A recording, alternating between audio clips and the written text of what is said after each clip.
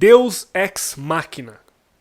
Já ouviu falar disso? É o termo usado para quando o protagonista se vê diante de algo tão difícil de ser superado e que a solução chega num piscar de olhos e fica por isso mesmo. Também muitas vezes descrito como o termo plot armor, Deus Ex Machina hoje em dia é visto como uma solução burra, ou preguiça do roteirista, ou simplesmente como escrita ruim. Quando eu comecei esse canal, uma das coisas que eu mais estava curioso para ver acontecer seria a evolução do meu próprio aprendizado conforme eu fosse apresentando alguns conceitos nos meus vídeos. E é com essa introdução que eu gostaria de inaugurar um novo quadro aqui no canal intitulado de Eu Falei Bosta. Você lembra quando eu disse isso aqui? Quando você tem algum problema que é aparentemente insolucionável e ele é resolvido do nada, o nome desse conceito é Deus Ex Machina. É muito difícil você encontrar um roteiro em que um Deus Ex Machina seja um ponto positivo, em que ele tenha sido escrito para ser um Deus Ex Machina. Então, 90% dos casos, quando isso acontece, é puramente preguiça de encontrar uma solução melhor. Com base nisso, eis a conclusão que vamos chegar no final do vídeo e que vai servir como cliffhanger agora, antes de a gente começar a discussão. Deus Ex Machina é uma solução 100% válida para sua história, desde que seja devidamente apresentada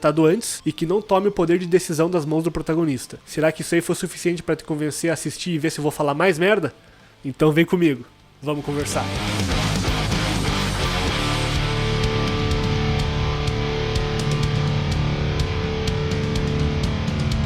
Olá, meu nome é César Moura e este é o Cinema 101. Como eu disse na introdução, Deus Ex Machina é um termo utilizado para quando uma solução aleatória aparece para resolver um problema supostamente insolucionável na história, causando um final feliz implausível e clichê, tal qual um salvador inesperado ou algo improvável que faça nascer ordem do caos. Se você der uma rápida pesquisada no Google, você vai ver porrilhões de exemplos de como um Deus Ex Machina pode estragar sua história. Está presente em blogs, canais de YouTube, podcasts. Se você escuta o MRG, por exemplo, você já deve estar bem acostumado com esse termo. E essa é uma concepção desse recurso narrativo que é tão comum hoje em dia, que inclusive me foi ensinado dessa forma quando eu estava lá nas aulas de roteiro da New York Film Academy. Lá eu aprendi que Deus Ex Machina igual a ruim, feio, ai ai ai, não pode. Mas perceba que em algumas frases atrás eu me referi a isso como um recurso narrativo. Então vamos lá. Como que esse troço surgiu e como ele era visto no momento de sua concepção. Deus Ex Machina é um termo obviamente em latim que significa o Deus que vem da máquina. Esse é um conceito que nasceu em peças de teatro da Grécia e Roma antigas, muito presente nas obras de Sófocles e Eurípides. Nas obras desses caras era comum ter algum personagem que era um deus, que descia dos céus para intervir em algum ponto crítico da história, que normalmente era o clímax. E o ator que interpretava esse deus estava preso a uma espécie de grua, uma máquina que fazia ele flutuar no ar durante o espetáculo, criando, assim, essa intervenção divina no clímax da história. Então, Deus Ex Machina, na verdade, é algum tipo de intervenção externa que chega no momento certo para intervir durante o conflito que está acontecendo no momento. Lembra do que eu disse no começo do vídeo? Deus Ex Machina é uma solução 100% válida para sua história, desde que seja devidamente apresentado antes e que não tome o poder de decisão das mãos do protagonista. E é aí que tá a treta, porque ao invés de tratarem Deus Ex Machina pelo que ele é, que é algum tipo de intervenção externa, as pessoas costumam tratar isso como uma solução tirada do rabo. Mas tudo que eu falei até agora não significa que eu tô aqui para falar que Deus Ex Machina é sempre um negócio genial para você colocar na tua história. Como qualquer tipo de recurso narrativo, existem bons usos e péssimos usos. Então vamos a alguns exemplos, começando pelos bons, levando em consideração que é sempre algo que é algum tipo de intervenção externa que chega no momento certo e que é algo que não tira o poder de decisão das mãos do protagonista. No clímax do filme Constantine, John está sendo arrastado pro inferno pelo capeta quando Deus pesa o corpo do John, impede ele de continuar sendo arrastado, salva ele da punição eterna. Lá no começo do segundo ato, vemos o seguinte diálogo entre João Constantino e o anjo Gabriel. I've been seeing some unusual soul traffic lately. Might consider giving me an extension. Could do your side some good these days. You still trying to buy your way into heaven? What about the minions I've sent back? That alone should guarantee my How entry. many times have I told you? That's not the way this works. Haven't I served him enough? What does he want from me? Only the usual. Self-sacrifice. belief. Ou seja, a condição pro John ser aceito no paraíso é a de autossacrifício. Porque convenhamos, aqui pelo menos nesse filme, ele não é a pessoa mais altruísta do mundo. Digamos que ele é o tipo de cristão que quer ser salvo pelas obras e não pela fé. Ele é o tipo de gente que faz coisas boas sempre esperando algo em troca e sempre quando ele não tem nada a perder também nessa transação. Então basicamente o filme tá falando pra nós o seguinte: ó, quando o John for bonzinho e ele se sacrificar por alguém, ele pode ser salvo e ir pro céu. E lá no fim, quando o John finalmente corta seus pulsos, vemos o seguinte diálogo transcorrer antes do Deus Ex Machina. Yeah, what do you want?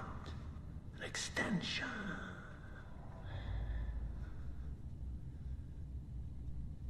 Sister. Isabel. What about her? Let her go. You're willing to give up your life so she can go to heaven.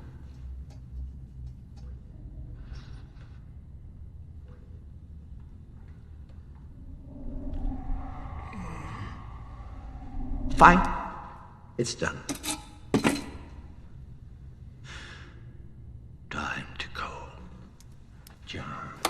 E o filme ainda é bem for dummies, se você for parar pra pensar, porque caso o público tenha esquecido esse negócio do autossacrifício, o capeta pega com um close-up na cara dele e fala: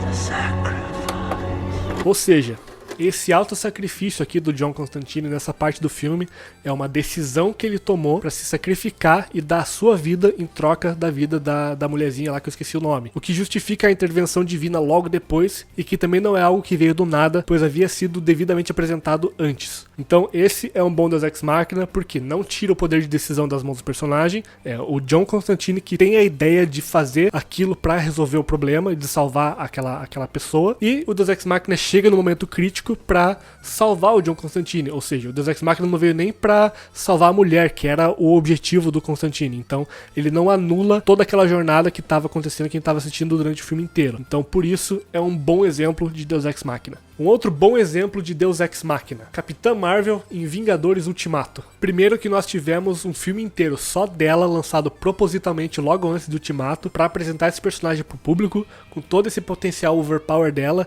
e com todas aquelas especulações de tipo, é ela que vai vir para resolver a porra toda. Só que como ela é um personagem muito novo ainda dentro do MCU, ela foi deixada de lado com a ótima desculpa de que ela tem mais coisa para resolver além de problema na Terra. E isso foi bom porque não tirou a importância da luta contra o Thanos de todos aqueles personagens que realmente sofreram com o estalar de dedos dele. Mas beleza, vamos ao momento do Deus Ex Machina, por que funciona. Depois de todos os heróis voltarem e o Thanos levar um pau da Feiticeira Escarlate, ele manda todos os canhões atirarem no campo de batalha e tá todo mundo, ai meu Deus, vamos morrer, canhões, Eis que chega a intervenção externa da Capitã Marvel, que vem dos céus e atravessa aquela nave inteira com a cara como se ela estivesse mergulhando numa bolha de água, com tamanha facilidade que ela atravessa aquela nave com o corpo.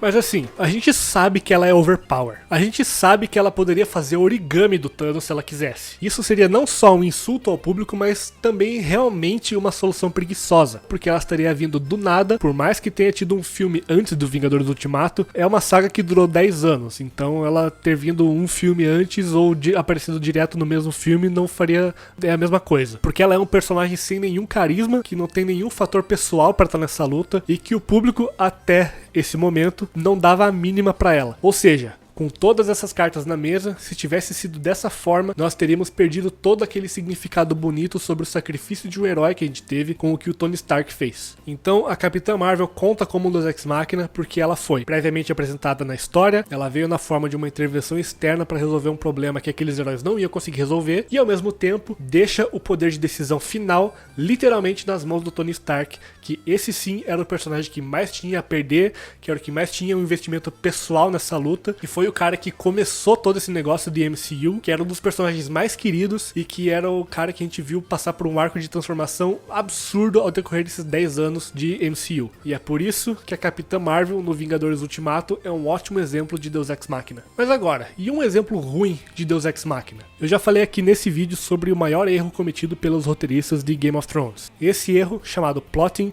é o que acaba causando exemplos que hoje em dia são usados erroneamente para definir Deus Ex Machinas. Eu sei que eu tô batendo bastante nessa tecla, mas pega de volta a definição que eu falei. Uma forma de intervenção externa que chega no momento certo para resolver o conflito, ao mesmo tempo que deixa o poder de decisão nas mãos do protagonista. Agora mistura isso com plotting, que é quando você força a tua história para um rumo que você quer porque quer que aconteça, ignorando as devidas consequências para as ações do seu personagem. O resultado é um tio Benjen chegando do absoluto nada para salvar o Jon Snow no exato momento que ele deveria sofrer algum tipo de consequência por causa das suas decisões imbecis.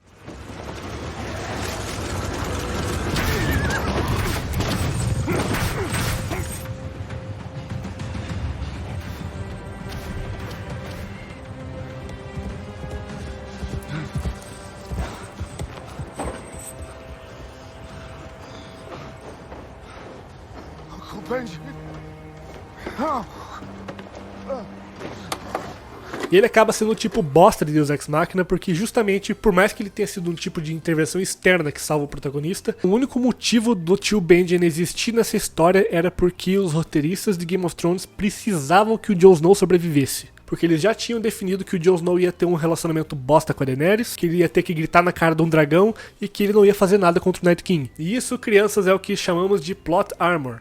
É quando o seu personagem é protegido pela trama e nada de ruim pode acontecer com ele porque seu destino já foi traçado, seja por limitação de estúdio, incompetência de quem escreve ou por puro fanservice. Então, pra finalizar, o problema de um Deus Ex Machina é quando ele remove o significado daquela história. E isso é feito quando ele não é devidamente apresentado antes na história, ou seja, é uma solução que veio do nada, e quando ele tira o poder de decisão das mãos do protagonista, resolvendo o conflito por ele. E aí, concorda comigo? Discorda? Não entendeu merda nenhuma do que eu falei? Me diz aí nos comentários o que você achou. E caso você queira mais alguns exemplos de Deus Ex Machina, tanto bons como ruins, dá uma olhada no último post do meu blog que tá aí na descrição do vídeo. Pra você que quer se aprofundar um pouco mais em storytelling pra cinema, siga meu Instagram pra dicas diárias de escrita e visite meu site pra descobrir como ter aulas de roteiro comigo, caso você queira aprender a escrever histórias, mas não sabe nem por onde começar. E é isso, vejo vocês no próximo vídeo. Corta!